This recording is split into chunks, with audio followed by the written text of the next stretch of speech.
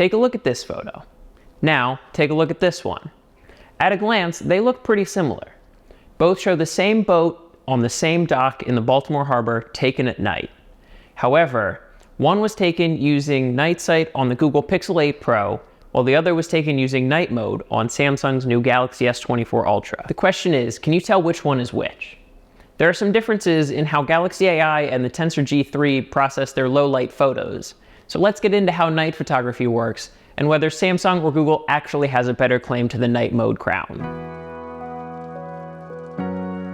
If you already know how night photography, or nightography as Samsung likes to call it, works, you can probably skip ahead for the next minute or two of this video. If not, strap in, because it's kind of an in-depth process. With a dedicated camera, like a DSLR or a mirrorless setup, low-light photography relies on a careful balance of three things. You either have to keep your shutter open longer, you have to raise the ISO or the amount of grain in your photo, or you have to open your lens wider to let more light in up front. Over time, photographers learn how to carefully balance all three of these elements while setting up a shot, knowing that any miscalculation can result in an underexposed photo, an overexposed photo, or just too much grain that you can't make out your subject. On a smartphone, however, low-light photography uses a series of exposures and a number of post-processing algorithms to achieve a pleasing result. Night sight has been around since Google introduced it on the single-lens Pixel 3, but it's only grown and become more powerful as phones have picked up more rear sensors, more powerful processors, and machine learning has come a long way. In practice, you usually see night mode manifest as a 1 to 3 second countdown after you press the shutter, during which time you have to keep your phone as still as you possibly can. While you watch those seconds tick off, your phone is actually capturing a series of exposures. Some shorter, which means they're darker but have slightly finer details, and some longer, which means they're going to be brighter but they're going to be a little fuzzier. This process is called bracketing. But those initial bracketed images aren't actually saved to your phone individually. Instead, they're put into, at least in the Pixel's case, what's called a memory bank. Your phone can then take those shots in the memory bank, combine them into one final pleasing image, and that's what you'll actually see in your camera roll. Now, with that spark notes of an explanation out of the way, let's get to some samples. We'll come back to the pair of boats from the introduction in a second. But up first, we have a pair of ultra-wide images taken facing Baltimore's inner harbor. Although both capture many of the same details, the first difference you're probably going to notice is the vastly different color recreation. The Samsung Galaxy S24 Ultra, for example, pulls a lot more of the green tones out of the treated wood and the water of the harbor itself, while the Pixel 8 Pro leans a little bit more towards a natural brown shade in both elements. Another difference between the two is how they handle the series of lights that stretches all the way across the harbor, both above and below the waterline. Samsung is able to capture slightly more detail above the waterline, especially to the left side of the image where you see the red neon sign. It's able to get a little closer to the words Rusty Scupper, which is what the sign actually says, while the Pixel 8 Pro kind of reduces it to a red rectangle. However, the advantage flips once you go below the waterline and start looking at reflections. The Pixel 8 Pro makes up for its Rusty Scupper shortcomings with much cleaner details in the blue reflection off to the right side of the image. It manages to separate the blue shades that are reflected from the waves in the aquarium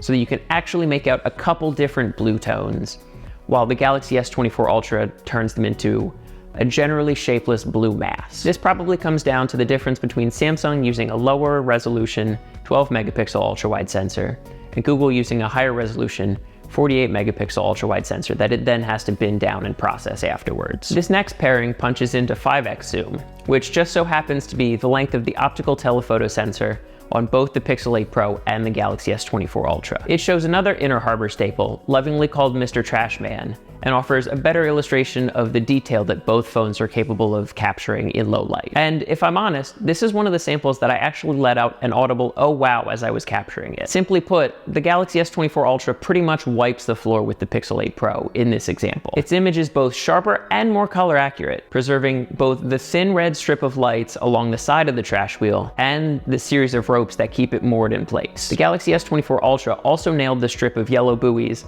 that helped to funnel the trash towards the wheel itself, while the Pixel 8 Pro gave up on both detail and colors, switching from a true yellow to a little bit more of an orange shade. Samsung's final success at the 5x telephoto length comes once you start looking into the background. It's far sharper, showing plenty of detail in the apartments that sit across the harbor, while the Pixel 8 Pro kind of reduces them to bright yellow and white blobs. Flipping the cameras around tells a similar story, with the Galaxy S24 Ultra handing in a better selfie shot too. Although being brighter isn't necessarily an immediate key to success, Samsung manages to find a better balance between brightness and detail that Google's Tensor G3 just doesn't seem interested in matching. You can actually pick out individual hairs in my beard in the Galaxy S24 Ultra photo, as well as the line of stitching across the brim of my cap, while Google kind of reduces my beard to a brown shape and you don't get any of the stitching on my hat. Google also smooths out a bit of the shadow across my face, while the Galaxy S24 Ultra is able to keep a couple different tones both on my nose and around my eyes. Samsung's colors are once again more accurate, especially in my jacket.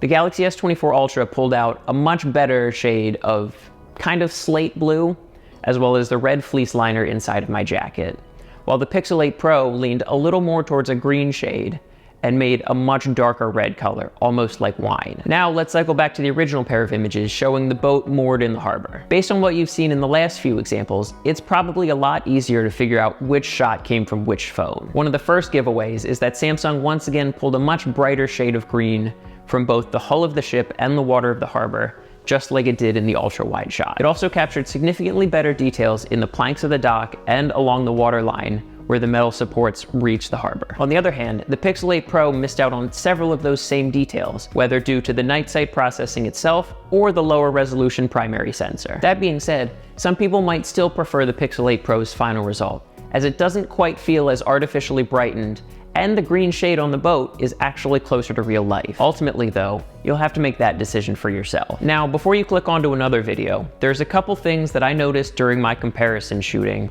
that didn't quite fit into any one pair of images. The first being that Samsung's night mode is lightning fast, significantly faster than Google's. I took all of the same photos in the exact same situations with both devices, but I rarely had the Galaxy S24 Ultra ask for more than a 1-second countdown, while the Pixel 8 Pro regularly asks for 2 or 3 seconds. Google's need for a longer exposure might also make picking up a tripod more of an essential purchase. Once you reach 3 or maybe even push it up to 6 seconds of a countdown, it's going to be pretty hard to keep your phone steady, so you might want something to prop it up on. Another night mode quirk that I noticed is that Google is much quicker to kick into automatic night sight than the Galaxy S24 Ultra is to ask if you want to use night mode. It doesn't need that much darkness before I already see a 1 or 2 second timer pop up, while the Galaxy S24 Ultra usually waits until it's really dark, and then it'll still ask if you want to try night mode instead. I'll admit that I was kind of surprised by the results of this shootout. We've trusted Google and its Tensor chip as the go-to for post-processing for a few years now,